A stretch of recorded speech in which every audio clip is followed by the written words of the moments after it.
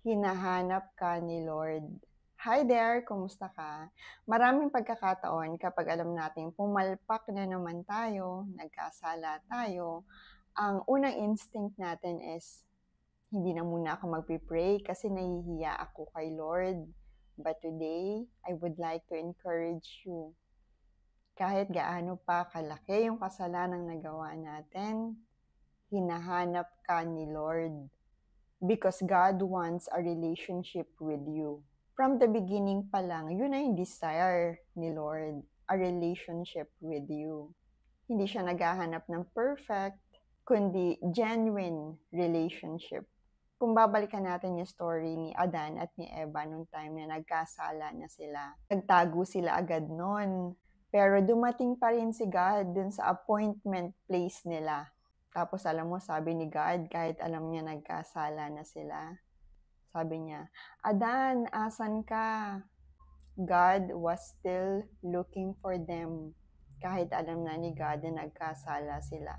So every 4:30 a.m., ina-alarm ko yung cellphone ko para magigising ako. And by God's grace, yun yung meeting time ko with the Lord.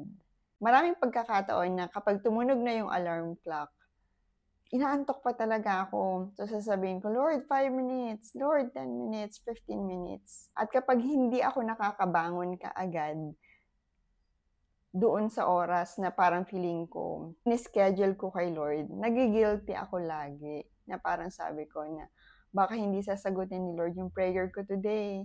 Baka magalit si Lord sa akin.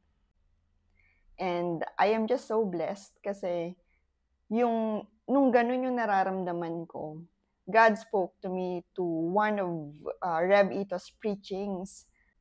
And God reminded me na if I feel ashamed, kasi parang feeling ko nagkamali ako, feeling ko nagkulang na naman ako, feeling ko hindi ako karapat-dapat lumapit, I was reminded na hinahanap ka ni Lord. Si Lord, naghihintay lang siya dun sa tagpuan nyo, dun sa prayer time mo. Dumating ka man o hindi, manalangin ka man o hindi, mananatiling naghihintay si Lord sa'yo. And no matter how you feel like you're not enough because of your sins and shortcomings, as the Bible said, come now, let us settle the matter, says the Lord. Though your sins are like scarlet, they shall be white as snow.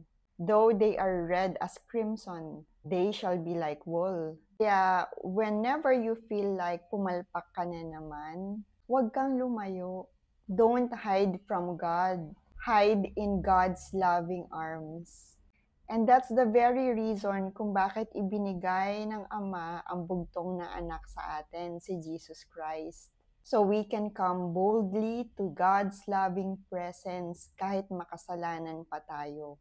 Dahil yung dugo ni Jesus ang naglinis ng lahat ng kasalanan natin and made a way so we can come to the Father. Kaya kapit lang tayo, dasal pa tayo. Nothing you will ever do can make God love you less. So kung may guilt kang nararamdaman, wag na wag kang matakot lumapit kay Lord. Hinahanap ka niya. Mahal ka ng Diyos. And God is calling you to come home. And if you come home, makikita mo ang kamangha-manghang bagay na ginagawa ng Diyos sa buhay mo ngayon.